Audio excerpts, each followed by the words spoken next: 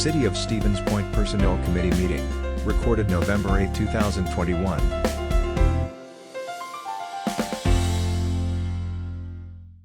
The meeting of the Personnel Committee will convene at 6:58, and if Manager Yakush would call the roll for us. Shore. Here. Zarazua. Here. Christensen. Here. Dalton. Here. Leek. Here.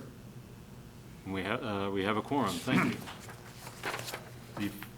Item number 2 is an amendment to the administrative policy regarding leave policies for funeral leave. Manager, if you would like to introduce that for us. Sure. So one thing we have noticed more recently, years ago, it used to be that an employee who lost a member of their immediate family received 3 days of funeral leave. And years ago, you could do that within that 3-day window. It was a 3 consecutive day benefit. More recently, we are finding that a member of your immediate family passes away and you are off initially to do the arrangements for the funeral. And then the funeral may not be within those 3 days. So what we are proposing or requesting your permission to do is to modify the policy to still allow the 3 days, but not require that they be consecutive in nature. Years ago, probably when this policy was drafted back, 1989 was the initial issuance of the policy, people probably weren't cremated like they are more often nowadays, and that process takes time. So just looking for your permission to amend the policy to still allow 3 days, but not require them to be consecutive. Thank you for that explanation and background. Do we have a motion? I'll make a motion to approve the amendment. Dalton moves. Leek second. Alder Leek seconds. Discussion. Alder Zarazua. I just want to say thank you for bringing this forward because, I mean, it seems like such a simple thing, but for people who are grieving right when this happens and then needing the day off for the service or celebration of life or whatever, I think we've seen this really a lot during COVID too. Correct. So I think that it's a compassionate change. Thank you. Thanks. Others? Anyone else wanting to discuss? I'm not seeing Zoom hands raised. I'm not seeing human hands raised. So in a change of policy, a voice vote is probably okay. Anything at committee level, voice vote is acceptable. Oh, okay. Thank you. Mr. Chairman, I'd like to recuse myself from this vote because my wife is an employee and there could be a financial consideration, so. Thank you for that clarification as well. So all in favor signify by saying aye. Aye. Anyone opposed, no. And anyone abstaining? I abstain. I'll take that as an abstention, and the motion carries. Thank you. The next item is a discussion item about opportunities to ease workload burdens. I was the one who brought this up, and I have an explanation why in the packet, but can very quickly go through the points there.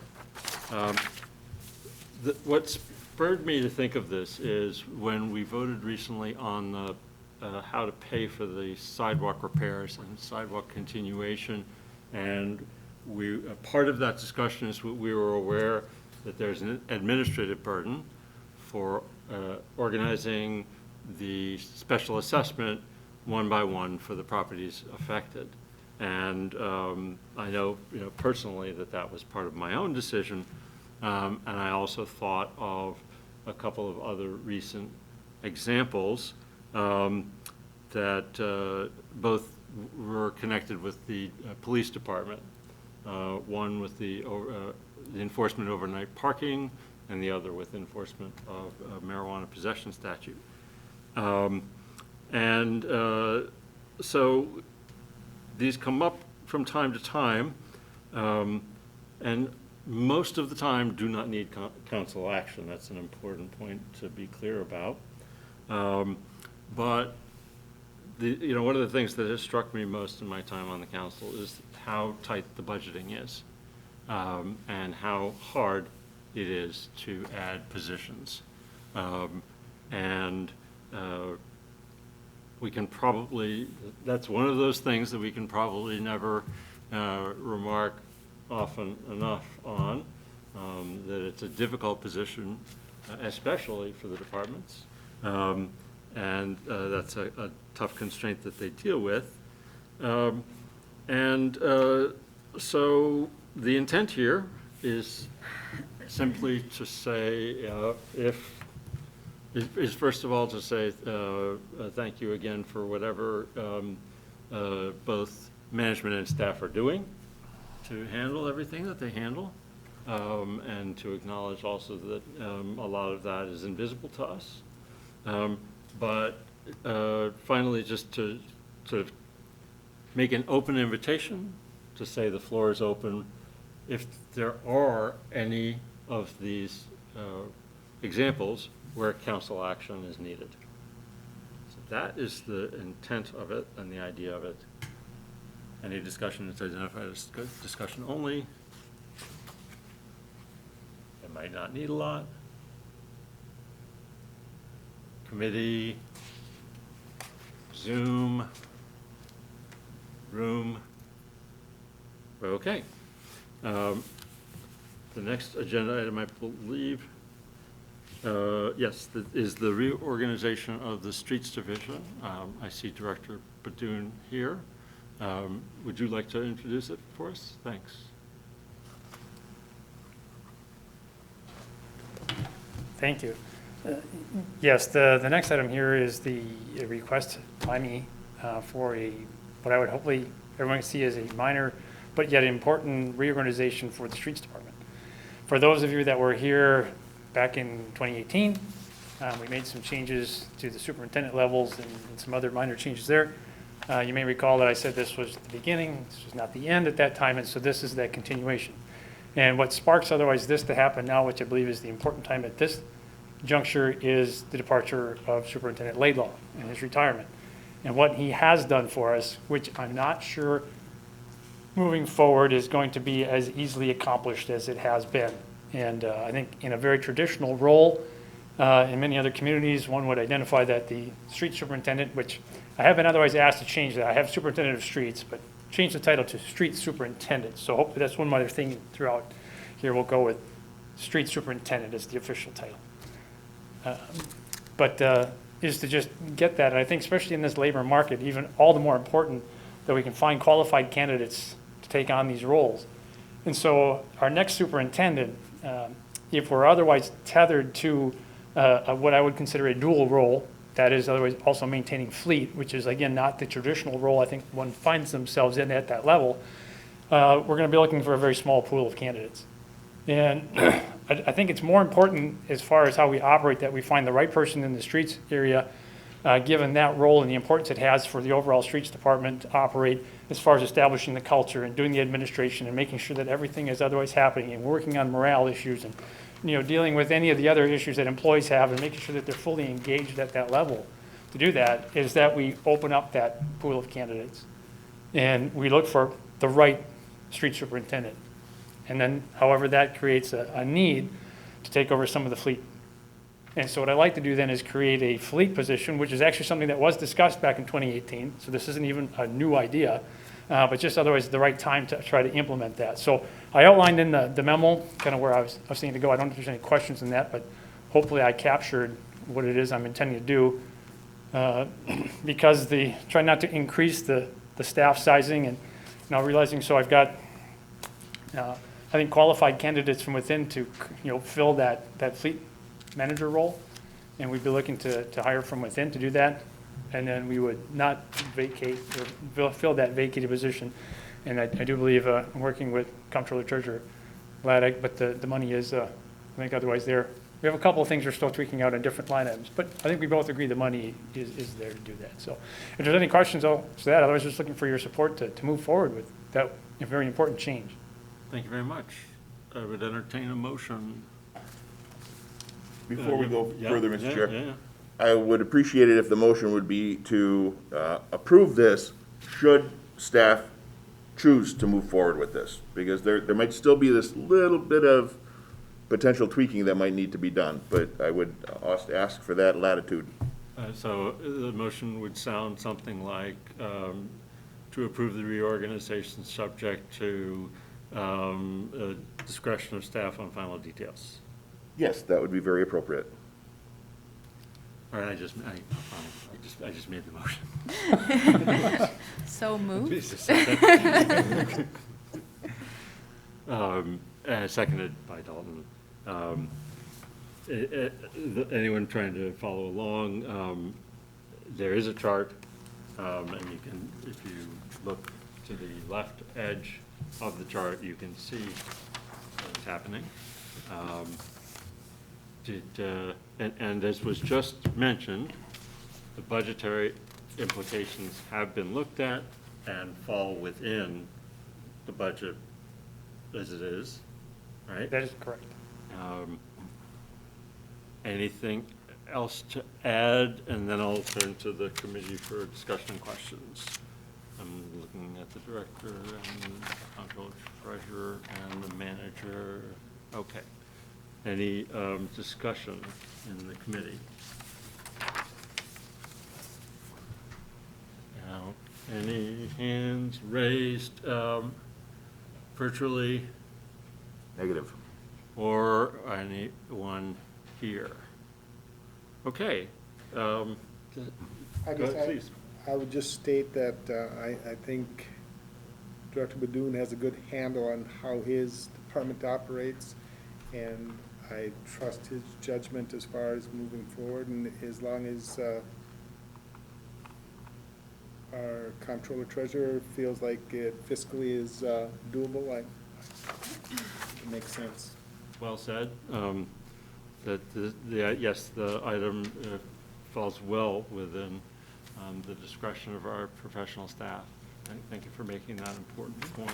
And I guess we should acknowledge the retiring director, the retiring superintendent, Laidlaw, for his years of service, although that's still weeks away. Please, Alder Slawinski.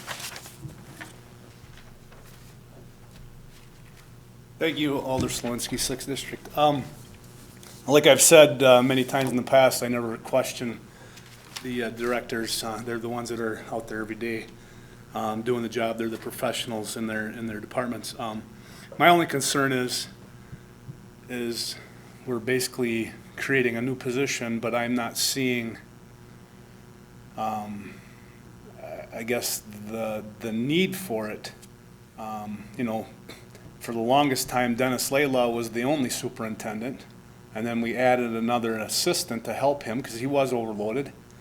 And then that assistant was made another superintendent, so we had two.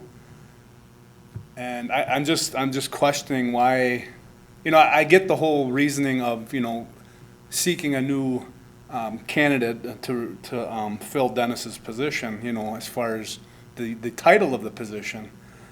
But I just have a little concern of, we're creating we're changing a position and increasing the pay.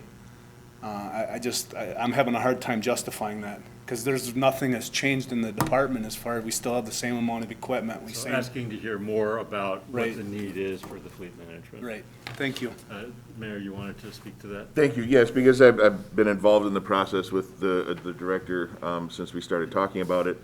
So to reiterate, Dennis Laidlaw came to the city through a car dealership. He worked for someone who specializes in vehicles. That's all they did. So he had a very strong fleet background. The superintendent of streets oversees fleet currently, but also all of the operations of the garbage pickup, recycling, and things like that, which is more of a traditional street superintendent role the fleet component was in Dennis's charge simply because he had a very strong background in fleet. In researching it, no other municipality has the street superintendent, also the fleet manager. We were lucky to be able to have someone who had that strong fleet background. We are not sure that we're going to be able to find someone with that same background, hence the latitude, because if we find a very strong candidate with a strong fleet background, we may change things.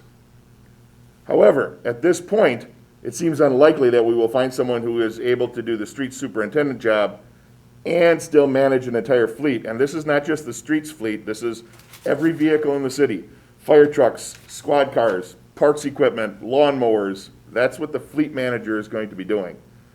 So this reorganization separates the duties, like it does almost in every other municipality, from the street superintendent, putting it under that group, but taking away those duties from the street superintendent so they can focus on all of the other duties that a street superintendent more traditionally has.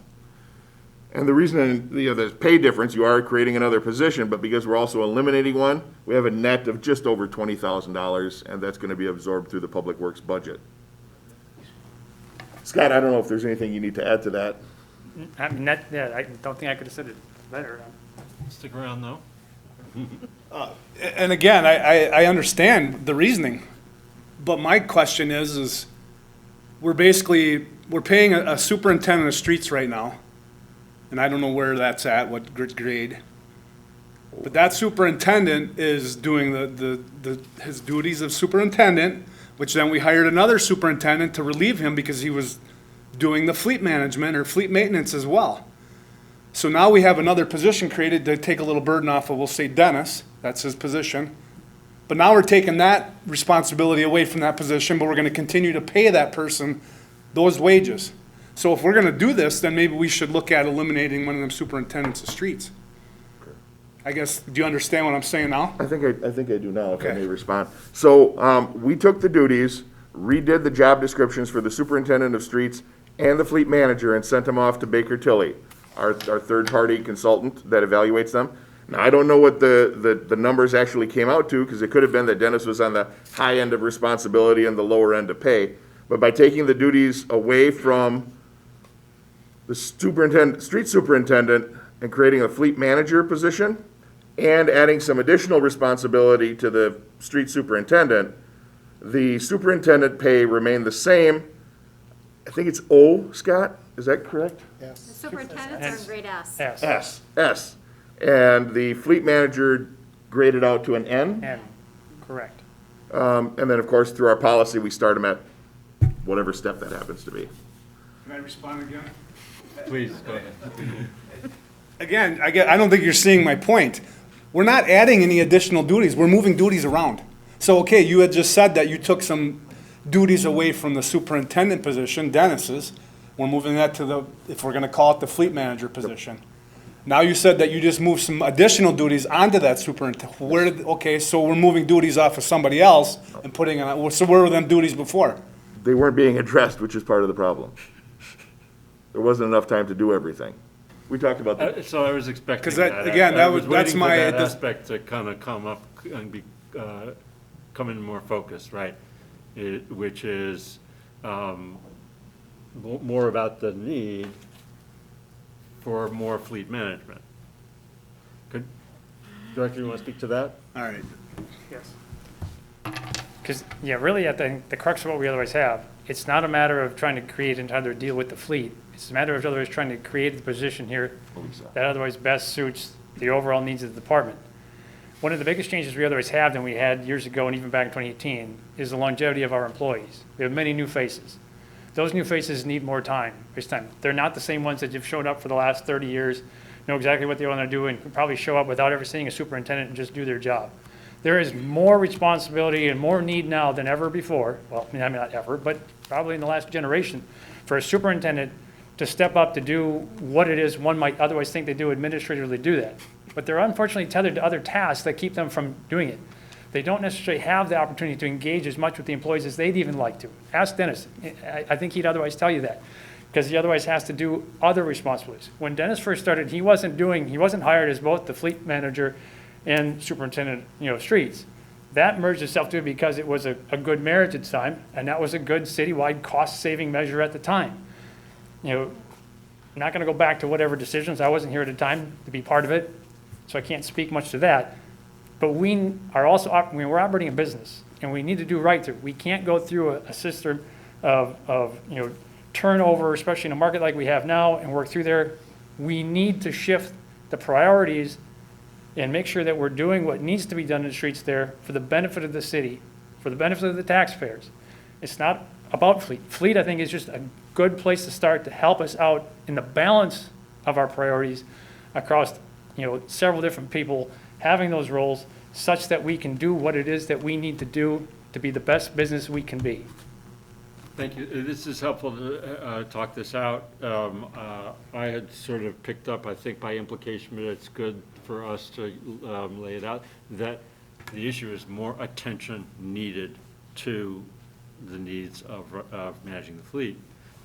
President Johnson's virtual hand is up. Please go ahead.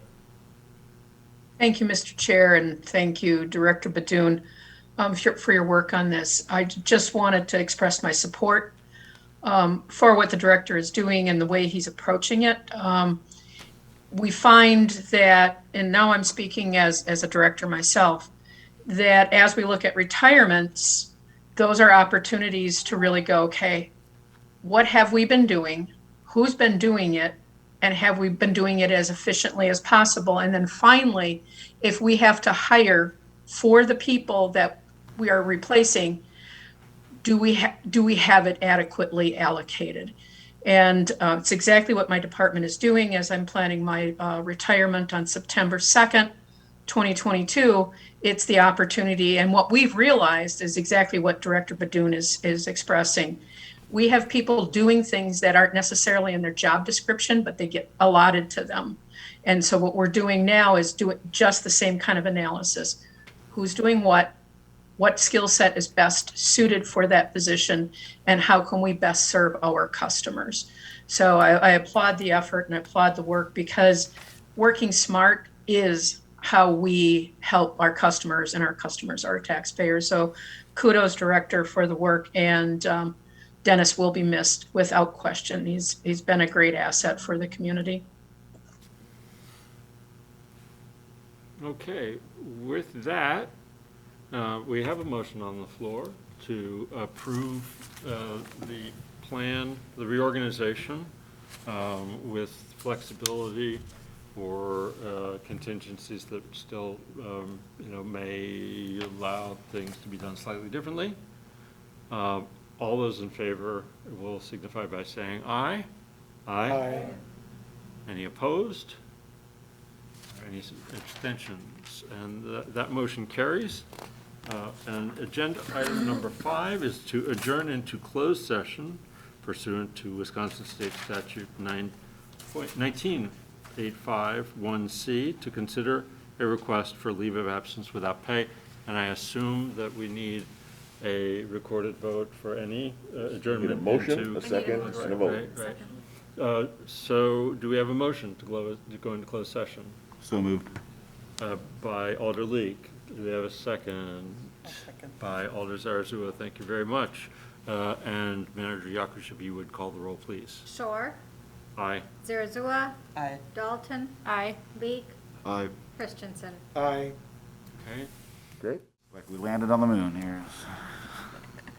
And once he joins, good. I think we're back. Mr. Chairman, you are in open session. Everyone is out of the other person left? Yep. Okay. Thank you. Yes, the Personnel Committee is back in open session, having considered and now acting on the request and I'll make a Roll call. motion to approve the leave of absence without pay request. thank you, Alder Dalton, and a second from Alder Sure. Christensen. I'll second. Thank you. No, we don't need it. We just did discuss it. All in favor, please signify by saying aye. Aye. Any opposed, signify by saying no, and any abstentions. The motion carries, and the Personnel Committee adjourns at 7:30. Thank you. A video of this meeting is available for viewing on the city's website, stevenspoint.com/videos.